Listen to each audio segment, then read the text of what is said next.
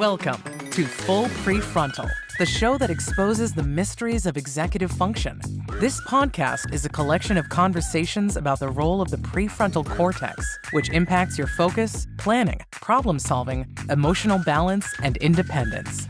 So join us as we explore executive function and the science of learning. And now, here's your host, the founder of EXQ, Sucheta Kamath. Welcome to Full PreFrontal, exposing the mysteries of executive function. As you have heard me say this many times, this podcast is fueled by three important goals. One is to explain what executive function is, what's the relationship between prefrontal cortex, your amygdala, and your process of building bridge towards the future or future self. And second thing is to help everyone connect with the plight of the current self, who is slightly socially distanced from the future self, and finally to help people create a solid playbook, a personal guide, so that one can master not just executive function decision making, but live a life of fulfillment. While thinking about executive function and the future self, I'm very keen about the concept of the past, current, and future self continuity. And research shows that those who vividly envision their future self, the consequences of their present actions for the future self tend to do better. Those who feel a similarity between the future self and the present self tend to have more positive emotions. They tend to acknowledge the positive qualities of the future self more readily. And it ultimately leads to having a more meaningful connection to your decision-making for the future, which, of course, thoughts of the future self, particularly distant future self, my 10-year-old later self or the 20-year later self becomes very vague and opaque. One of my favorite British authors, Somerset Maugham, once wrote that what makes old age hard to bear is not the failing of one's faculties, mental and physical, but the burden of one's memories. A lot can be said about regret and contemplation, but one must travel far down the road of life to arrive at that point where suddenly our life decisions say more about who we are rather than what we did. This can be a painful or invigorating process depending on many factors, including openness to self-change, capacity to admit mistakes, and desire to stay connected to the past self to shape the journey of the future self. And that's why this special guest with me today, a conversation with him are really going to be very meaningful. So it's a great pleasure to have Dr. Damon, William Damon, again on our podcast, second time. Last time he was here to talk about Path to Purpose, but this time he has a twist. He's a professor at Stanford University and the director of the Stanford Center on Adolescence. He's a leading scholar of human development across the lifespan and the author of The Path to Purpose. But in addition, he recently published his book called A Round of Golf with My Father, The New Psychology of Exploring Your Life to Make Peace with Your Present, is an examination, which is an examination of using a life review to renew personal identity and forge a purposeful direction moving forward. Welcome, Bill. How are you? I'm great, and it's so nice to be with you again, Sucheta. Absolutely. So let's start with this psychological idea called self-concept. What is the idea behind this self-concept, and as a developmental process, how does it emerge? The self-concept is always alive and growing. It's a movie and not a snapshot. And I think that's something that people at all ages need to embrace, because I think that people often get fixed in their idea that I am who I am. Maybe I was determined by my genes or by my early experience. And none of that is the case. A lot of who we are is shaped by who we want to be, shaped by our visions, our beliefs, our aspirations. And so at every point in life, from as soon as we can begin reflecting on who we are, which begins certainly by the end of childhood, right up until the last moment of life, we have some agency, some capacity to make choices that will determine the kind of person we want to be. And my book is, my new book is an examination of exactly how you do that by thinking about your past in the most positive and most effective manner, and not be trapped by your past, but rather use your past as a growth opportunity. I started there because I think, and thank you for connecting to your book, because I think when you're a developmental psychologist, and my interest as a speech language pathologist, but also somebody who sees the overlap between multiple sciences and fields, as we think about executive function, we really need to understand that developing agency, developing a sense of connectedness to the notion of I am capable of this, I want to become this, is a bridge between what I am not doing right now and how I can get there, where I'm doing the things that will help me define as a better person. And a lot of research talks about how executive function is connected with morality, or a contentment, or the sense of justice, compassion, because we are kind of holding ourselves to certain principles and using ourselves impulse control or self-control through that lens. And so thank you for setting the stage for this conversation. Before I jump into your book, you connect this process in this book vividly, which is called the process of life review, a concept that was put forth by a psychiatrist in 50s, I think, Dr. Butler, if I'm correct. So what does the process of life review mean? And can a life review help you identify and strengthen your purpose in life? Yes, well, the answer, I believe, is yes. And as you said, this idea was developed by Robert Butler, who was a legendary psychiatrist who became the first head of the National Institute of Aging in the United States, and actually coined the phrase ageism in a Pulitzer Prize winning book that he wrote. The life review is his idea of how to go over your life in the most productive way possible in your mind. We all go over our lives all the time anyway. We always tell life stories, even small life stories about the shopping trip we just took, or the vacation we took, or the family dinner we had. We're constantly telling life stories, and the life stories tell us and other people about who we are. But we usually do them in a haphazard, kind of random way. And sometimes we don't even represent what happened very accurately. And I go into my book a lot about the science of memory and the psychology of memory, which is very imperfect, and it is a construction. And Butler's point was that if we go over our lives in a systematic, intentional way, where we focus on the kinds of purposes we've had, the kinds of things that have given us satisfaction, the kinds of contributions we've made, and when we do think of our mistakes and our regrets, and that is part of our life, every human being has made mistakes, everybody, all of us, and all of us have certain regrets. And it's important to confront them, but not to dwell on them, not to get hung up on them, and not to think that they define who you are.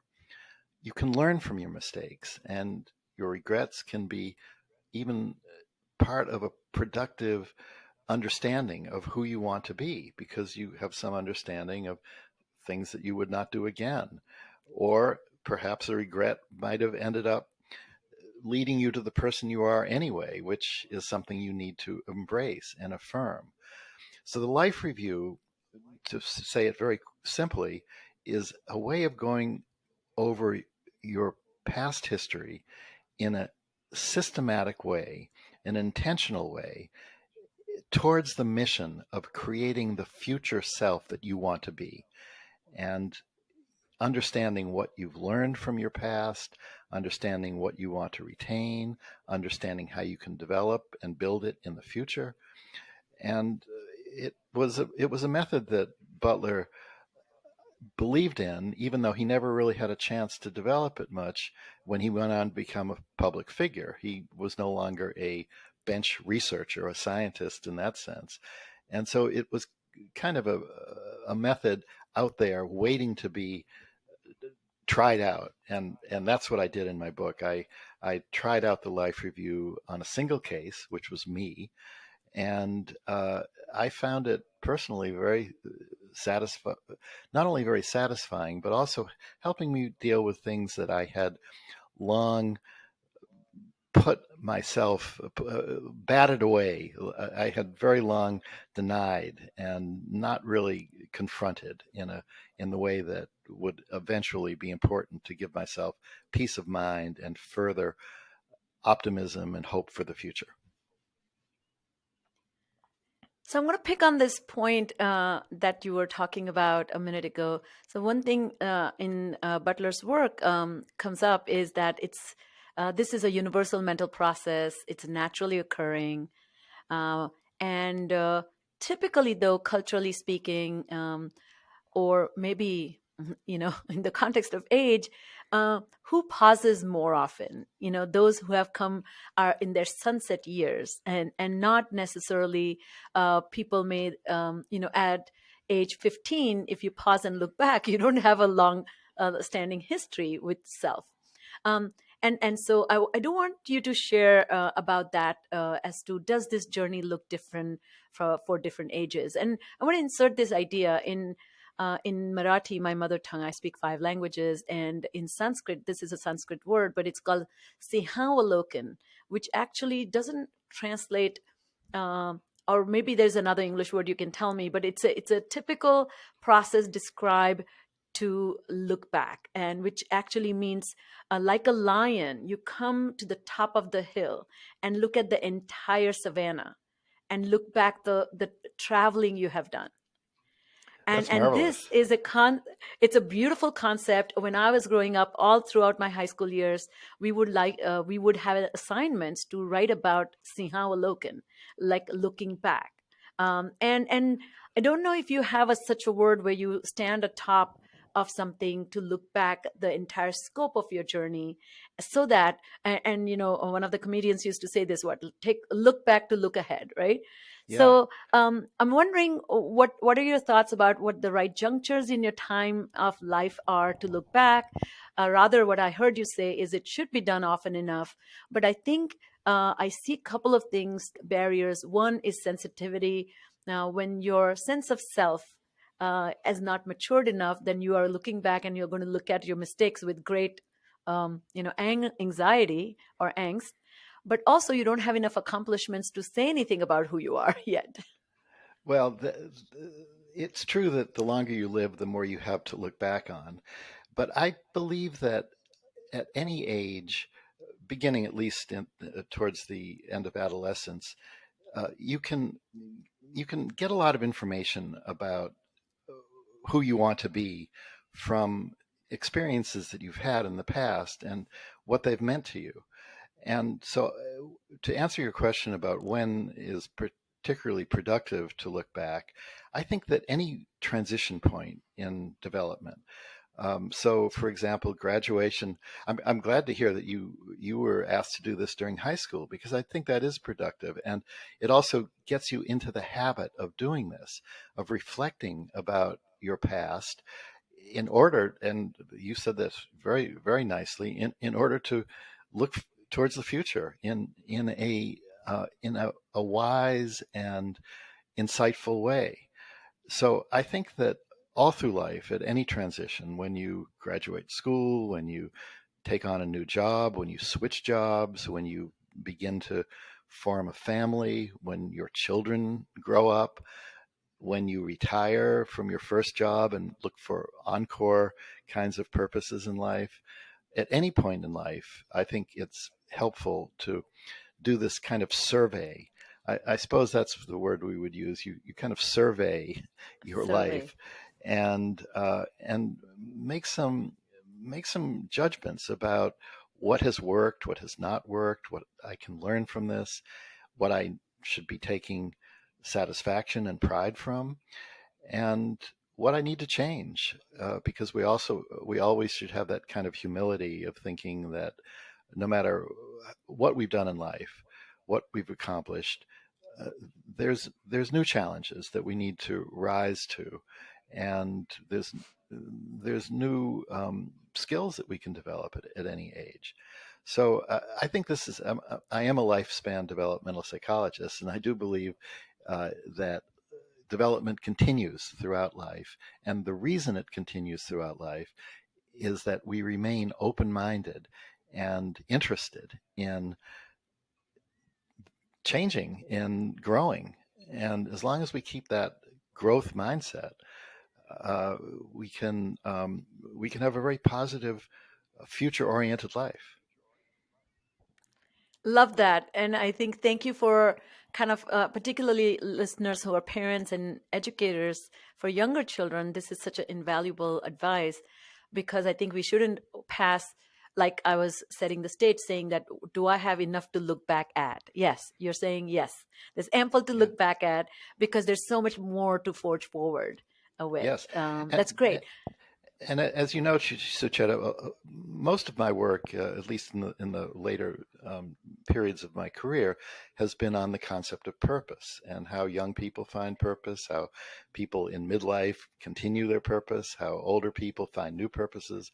And purpose is a very forward-looking concept. It's the idea that we have aspirations to contribute something to the world, and something beyond the self that's meaningful to the self. But even though it's forward looking, a lot of our decisions about what kinds of purposes we are best served by dedicating ourselves to, a lot of those choices are made by looking back at what we have done in the past that we've been successful at, that we have found interesting, that we've believe in, that fit our capacities and our talents. So even with a very forward-looking concept like purpose, it requires, in order to make good decisions, it requires the kind of self-knowledge that comes from a survey of our past experiences. Yeah, I think that really makes sense. So let's talk about your life story. It's interesting. We before we started recording, I was saying this that sometimes the life review process comes about in a natural way. Sometimes we are nudged into it, and sometimes we may be reluctant because what we may find that we may not be ready for. And you have a very interesting story that you tell about your own process of looking back at your absentee father and how much time and energy you had invested in finding out more about him. But tell us that story. And I really appreciated how open you were and how you took your daughter's invitation to explore it. I think that just tells how you are committed to lifelong learning process yourself. Well, yes, although I have to admit this is one of these cases where a parent learns a lot from his child, and because Yes. this was an area in my life, even though I am a developmental psychologist, I was not really following my own prescriptions because I had a difficult life situation, especially early in life. My father abandoned my mother and me at my birth, and I never met him. I never even saw a picture of him. And my mother did not reveal to me what really happened to him. For the first 20 years of my life, all she ever told me about him was that he was, quote, missing in World War II. And he was serving in Germany on the lines there, and he did not come back. And I assumed that he was killed. He was killed in action. And everyone around me maintained that bubble of a mystery, even though a lot of them knew better. And my mother finally confronted me with the truth when I was in college, but I was so embarrassed, and it was such an awkward conversation that she basically revealed to me that she had hidden the truth for my whole youth, that I never had a full conversation with her about that. My whole discussion with her on this lasted about a minute. And then for the next 42 years of her life until she died, we never raised the subject again. So I went through the rest of Can my I quickly life. ask you? Can I ask you, that was such an interesting moment that you describe, that as a young man, you never responded, even emotionally or curiosity wise. What happened? What made this? Because she did bring it up that he was supporting, providing child support, right? Right. And, and it was because I did not want to identify with someone who I assumed was a no Hmm. good scoundrel who had abandoned his wife and child. And I wanted nothing to do with this person. And I was a young man growing up, and I understood even then the importance of father son identification. And I didn't want a negative role model.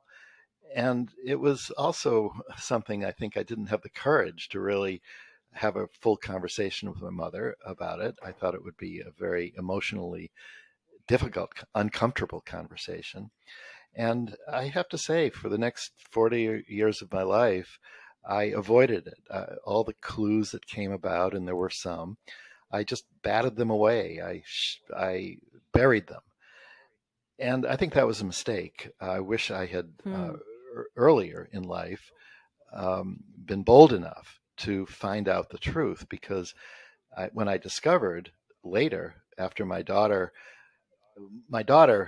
was the one that revealed the truth to me. She called me one night. She's an economist, and she had spent a sleepless night in Cape Town, South Africa, on jet lag, and got curious about her grandfather, who she never met. And she called me and she said, "Dad, I don't want to upset you, but I found out some information." That got me going. I was ready to hear that at that point. I was in my early 60s, and I was secure enough that I could take the risk of finding out. Hmm. And what I found out, basically, and I write about this in the book, um, I unraveled a whole series of mysteries about this man. And it turned out that he was not a no account, no good scoundrel. He had quite a consequential life. It did not excuse his irresponsibility for abandoning my mother and me, but it turned out that he had a life of contribution to the Foreign Service. He had some moral courage at one point in his Army career that I was able to investigate.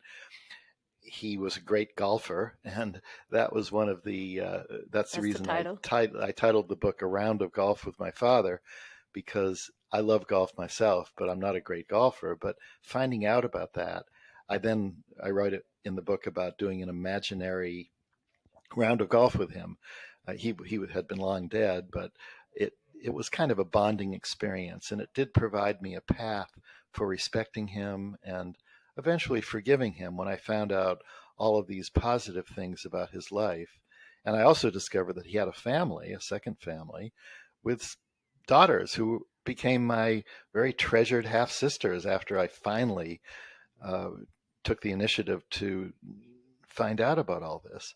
So, in my book, it's really a case study of someone, me, who finally got up the courage to confront his past and deal with the regrets and resentments that I had in a positive way, rather than, because the past will always catch up with you.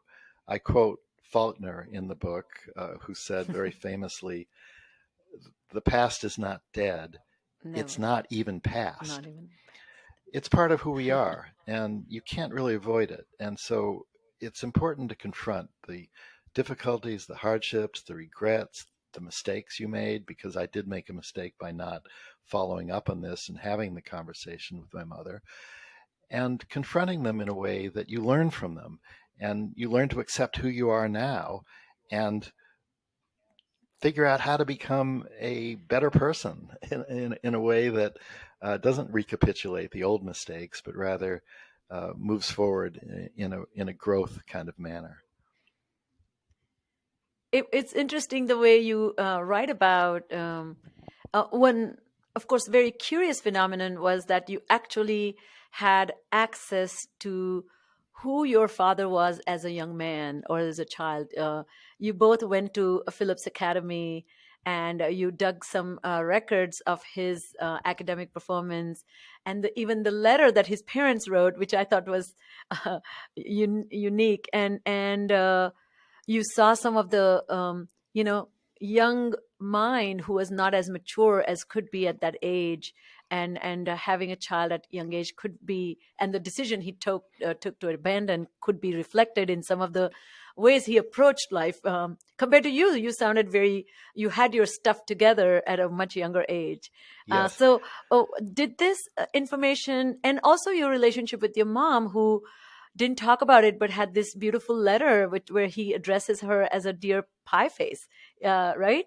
So I'm Yes. just curious, how did you reconcile with your anger about some discoveries, that the fact that your father went ahead and had another family, that means he was interested in having a family, but never really, and yet lived a very meaningful and purposeful, impactful life, but didn't share that with you.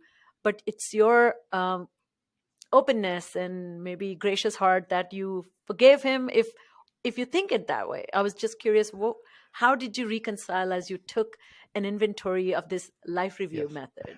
Yes. Well, first of all, let me say that forgiving someone is not only good for that person. Of course, my father was dead at that point, so it did him no good. But when you are able to forgive somebody, it does you a lot of good. It gives you a peace of mind that Yes. is much better than holding on to bitterness and anger. So that was that was a favor I did for myself, was to find a way to forgive him. And the way I did that was by doing the kind of research that you mentioned, which is thrilling, and everybody can do this. I write about this in the book, that I'm an amateur historian. I knew nothing about how to do this kind of research, but everyone can find out records about their parents, about themselves. I looked for old school records. I interviewed people who knew my father when he was young. And this is a process that I think is beneficial, and it doesn't take an expert to do it. And the kinds of things I discovered, Mm. just to give you an example, I had no idea that my father went to the same school that I went to, that he had gone to Phillips Academy. I never even knew why I ended up there, because I came from a kind of because he had abandoned us, we were not well off. We were not living in the kind of environment that we even knew about these kinds of places. But obviously, my mother did know about it because of my father. And so my father's educational journey had a tremendous effect on my life that I never even knew about. And these were the kinds of discoveries that I made about not only my father's life, but about my life and how his existence affected me, that gave me a much richer understanding of who I was, where I came from, what made a difference in my life. And as far as my father is concerned, as you said, I had a lot to forgive him for. I mean, he had hurt my mother very badly by not coming back from Germany, and I often said there were a lot of things that I never got to learn about about growing up, that people can learn from having a father, and I had to figure all that out myself. But understanding that he, as a young student, was irresponsible, that was part of who he was, and learning about his life and how he eventually developed a kind of a moral maturity that he never had, and that he obviously did Mm. not have at the point when he abandoned my mother and me. But learning about how he continued to develop and was able to eventually develop the kind of character that could contribute to the world, that could raise a fine family, a second family. It did give me a path to not completely excuse his irresponsibility, but a path towards respecting him and forgiving him. And that did me a lot of good. It gave me a lot of peace and security and confidence, rather than thinking that this person was just a no good scoundrel. And so, recently I came across Ashley Ford's biography or novel, and she talks about, it's called Someone's Daughter. And it's an interesting, as I was reading your book, it just reminded me of another, approach to this life review. But she, as a young girl, knew her father was in prison, and Mm. she writes that um, her mother would go in a fit of rage if any of the children asked why dad was in prison, and she, just as a young mind, constructed this image that he's there, probably the worst of the worst could be a murder. And then when she was 13, she found out that it was actually for a rape. And Mm. at that age, she was herself 6 months earlier been raped. And Oh, so I think there was something she discovered about her life as she took a life review, not so yeah, reconcilable, right? right. And then she talks about her coming to terms process. So how do you see Yes. how this process works out when you look back and some things that are out of your control are not so savory or Yeah. also quite traumatic? And secondly, what if you yourself have taken very poor decisions? Yes. So, like, I'm wondering, as I read, I wondered to myself, what would your dad's life review process would look like? Yeah. If he looked Yeah. back, and would he write a letter to young Bill and say, "I'm so sorry"? I'm just curious about that. Yeah, these are terrific questions, and they're right at the heart of the matter. And as I write in my book, there are some instances in life. There are some things that happen in life that are not for the better. That you can't fool yourself into thinking, well, this seemed hard at the time, but it was for the better in the long run. Because life is full of catastrophes and tragedies and Mm, wounds that will not heal. And part of what you need to do, I think, in life review is make a distinction between events that happen that you truly just need to mourn, to say, life is tragic in for many people in many ways. And if we're going to accept mm, that we are alive and be affirmative about that, we have to accept that life has its share of hardships and things that went wrong that that we need to say, um, this was tragic, it was awful, I wish this didn't happen, but it's part of life, and it is part of accepting mm, that. And we would not be the people we are now. The world would not be the same now if they had not happened. And so, if we're going to accept the way we are, we have to accept them, even though we accept them with sadness. And and so there are those kinds of incidents that are just that are simply irreconcilable in that sense. But if you think about other kinds of regrets, other kinds of mistakes that people made, I mean, to give you an example, uh, I understood my father's abandonment of me as something that made my life difficult, and yet gave me certain strengths that I would not have had if he had been there.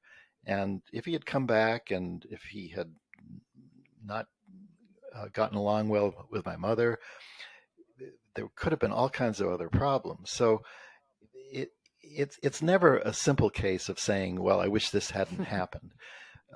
There are some cases that are clearly tragic, but in many cases, even though they've made your life more difficult and more challenging, there are ways to think about them that you can find the positive aspect of it and find what you can learn from it. And I write at length in my book about exactly that, mm, about how you can think about these things to make that distinction, and to find ways that in any case, whatever you do. And I'm going to quote here from the great psychiatrist Viktor Frankl, who went through the Holocaust in a concentration camp and wrote the wonderful book Man's Search for Meaning out of it that Love influenced that. my work on purpose a lot. Now, the original title of his book is not Man's Search for Meaning. The original title of his book in the German was Nevertheless Say Yes to Life. And Oh, that's really wow. the message. I mean, I think it was actually unfortunately mistranslated when it was called Man's Search for Meaning, because that's really a wonderful message, which is, yes, bad things happen, and of course it's awful that the Holocaust happened, and it's awful that every single thing you mentioned, and we wish it didn't happen, and we mourn that happened, but still, nevertheless, we should say yes to life, even though awful, awful, terrible, horrible things happen. And that's really the message that I think needs to come across. It's something I learned from Viktor Frankl, and I think a lot of my book is exactly about that, about how to say yes and all the varieties of ways we can respond to these different types of events, some of which we can learn from, some of which we're actually better off, even though they seem difficult, and some of which really it's awful that they happen, but nevertheless, we should affirm our lives. I love that. It's a funny connection, but there's a movie called Rewrite, where Hugh Grant is the lead, and it's an interesting story of a deadbeat writer who had one hit wonder. That a script that he writes becomes a very famous and very successful, commercially successful movie, and 15 years go by, and he cannot get that same success, and so he's struggling, and then he approaches his agent and say, I need a job, like my um, you know I'm in trouble, financial trouble. So he finds his summer job of becoming a writing instructor at a writing institute, and so college kids, it's a writing workshop, and it's so interesting.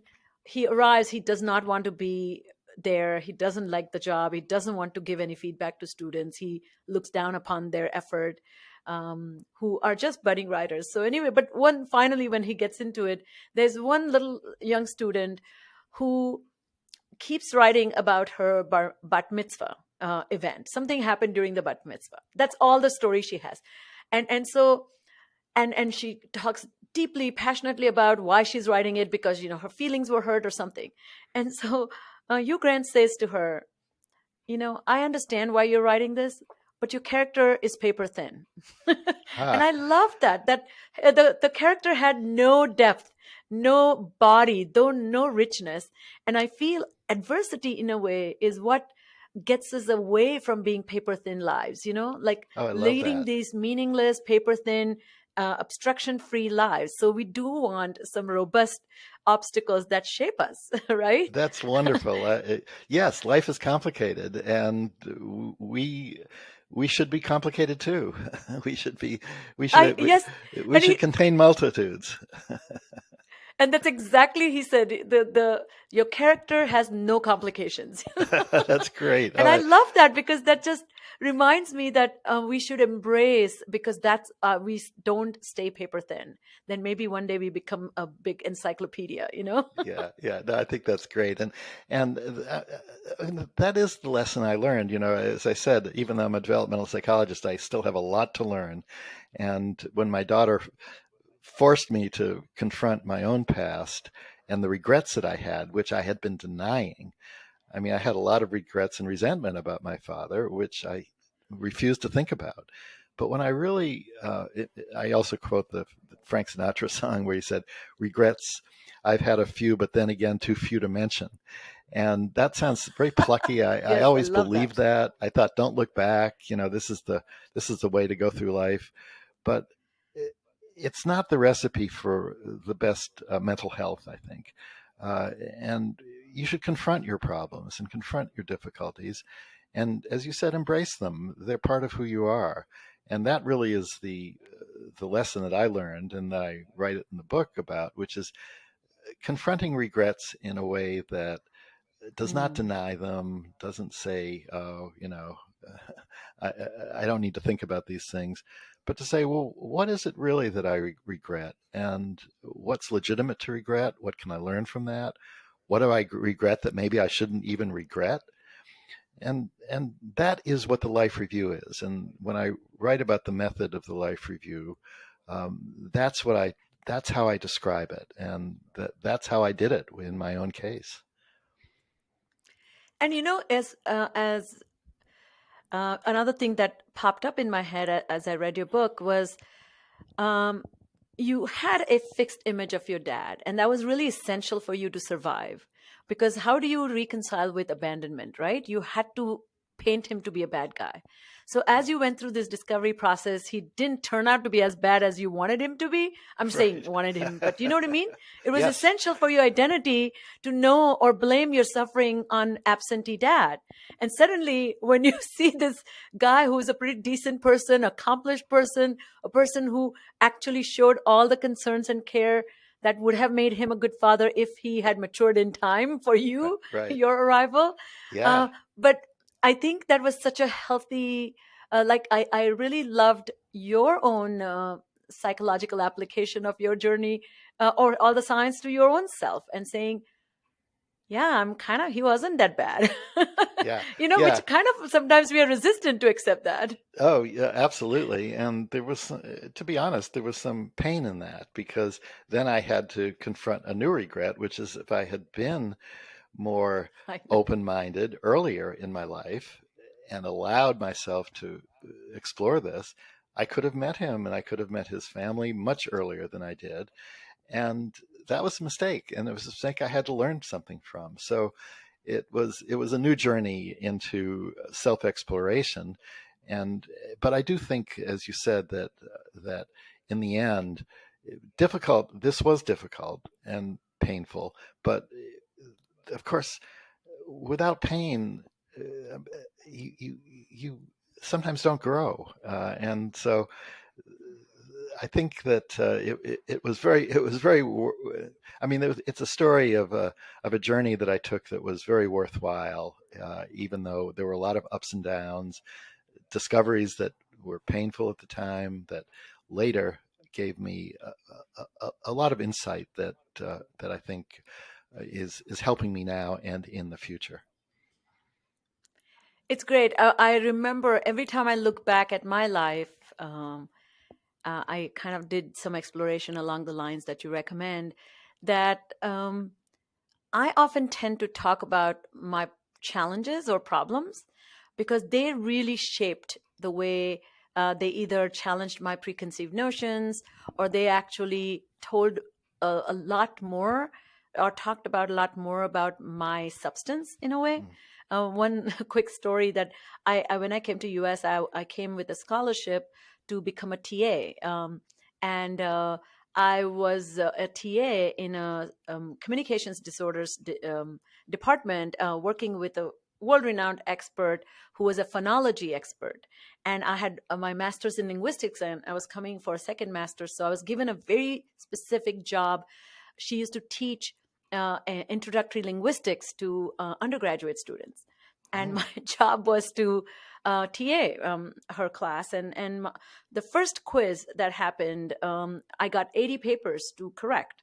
And so the quiz was that she orally dictated words, and using International Phonetic Language, you had to transcribe it. And so for that, I knew International Phonetic Language, back of my hand.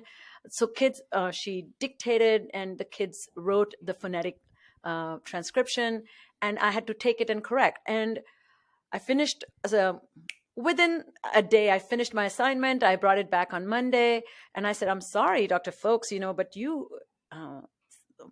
don't have smart class." She says, "Why?" So I said, 90% of kids have failed. She said, "What?" And she couldn't believe her eyes, because she said, "This has never happened." And then she looked through all the papers, and there was no failure. They had not failed. Guess who had failed? So I, as English as a second language speaker, so when you say the word OF, right? It's OF in India, you would pronounce this as off. And America, it will be pronounced as of. Right. And V sound. So when you transcribed, it's a completely different ballgame. So I am transcribing the written word, and she wanted me to do the spoken word. So I'm not even paying attention to it. So anyways, but what was so amazing at that moment, she had a mini panic attack. Who did I hire? But then she also said to herself, okay, I see your talent. I'm going to put you in this Cantonese and Mandarin language speakers speaking English, and you transcribe them, because your transcription is stellar. But it's just the English to English is a little bit of a problem. There you And go. then I was in this lab for the Great. whole year with the headphones, transcribing. It worked great.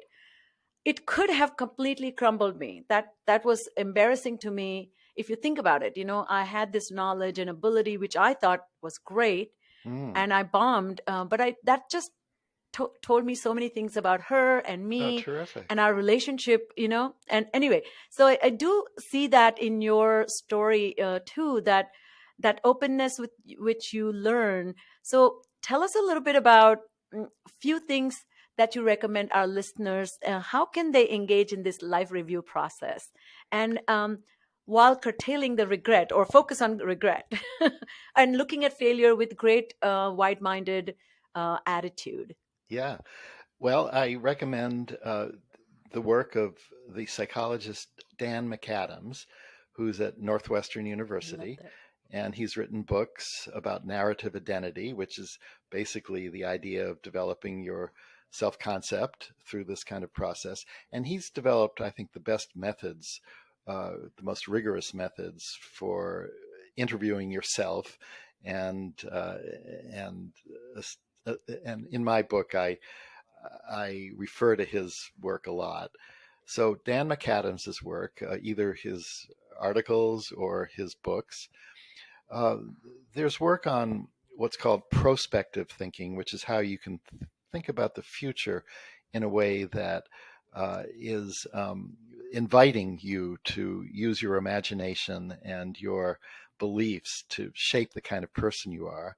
And the person that's written mostly about that is Martin Seligman and Roy Baumeister, and so they have a book on human prospection, and I recommend that. And of course, if people are interested in my story, the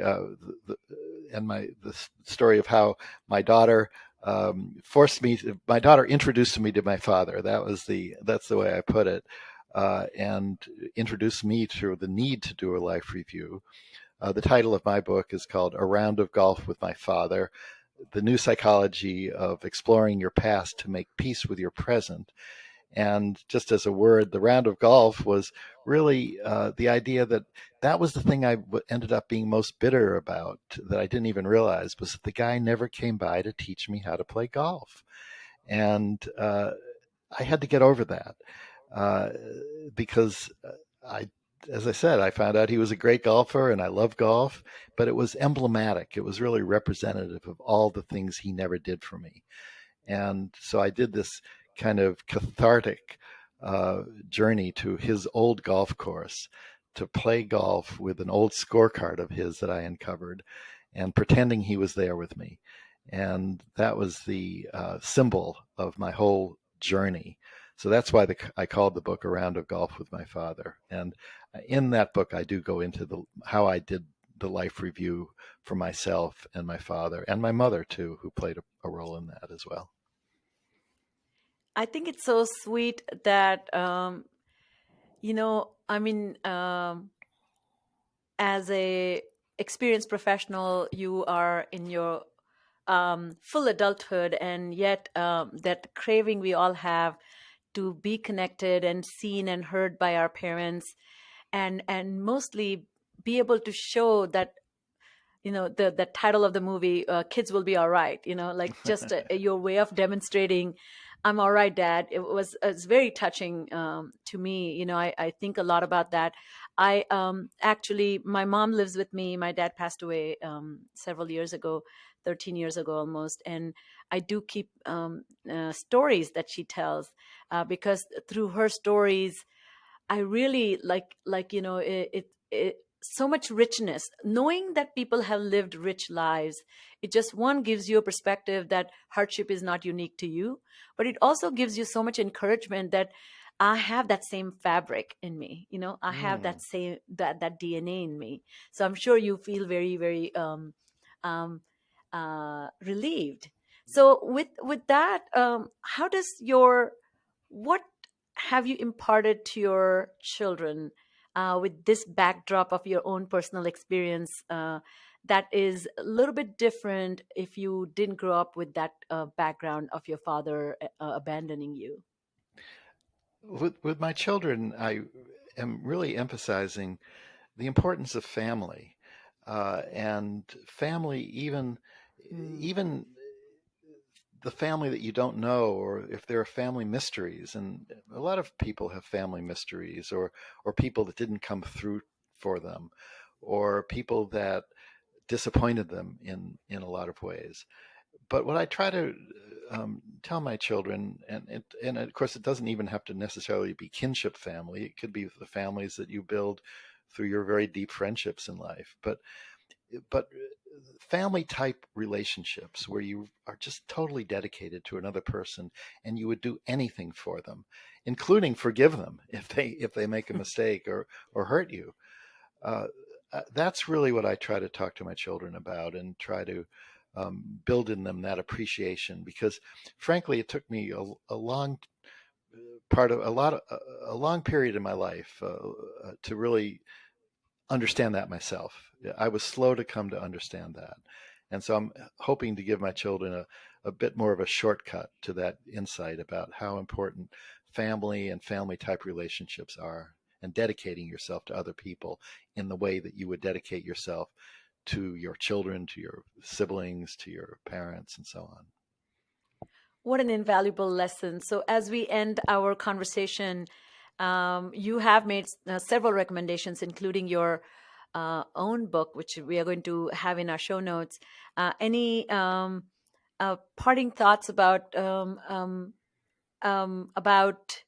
just general, as we think about leading a meaningful life, the hardship, what I'm getting again and again, is something to be not feared. And with your own boldness, I feel you're kind of not only preached, but practiced, so to speak. Any other closing thoughts? My final thought is never give up. Sometimes these painful memories seem so difficult that you really are tempted to say, oh, gee, why deal with this at all? It's too hard. And I think my closing message is keep at it, because it's worth the struggle. Well, all right. That's all the time we have today. As you can see, these are important conversations we are having with knowledgeable, incredibly qualified and passionate experts with unique perspective on executive function, living a meaningful life, pursuing a life of purpose, and occasionally pausing to reflect so that some of your decisions, even if they were wrong, can be righted by relating to them correctly or better ways. Or maybe you get a second chance to redo some of the parts that you're not too content with. And continue to stay connected. If you love what you're hearing, do share the episode with your friends and colleagues and your family too. And if you have a moment, leave us a review. Thank you for connecting from all walks of life, from all over the world, and looking forward to connecting again next time here on Full PreFrontal. Thank you, Bill. Thank you very much, Sujata. Thank you for listening to Full PreFrontal, exposing the mysteries of executive function. To contact your host, Sucheta Kamath, and learn more about her work on improving executive function, visit her website at exqinfiniteknowhow.com. That's www.exqinfiniteknowhow.com. Tune in next week for another informative episode of Full PreFrontal, hosted by the founder of EXQ, Sucheta Kamath.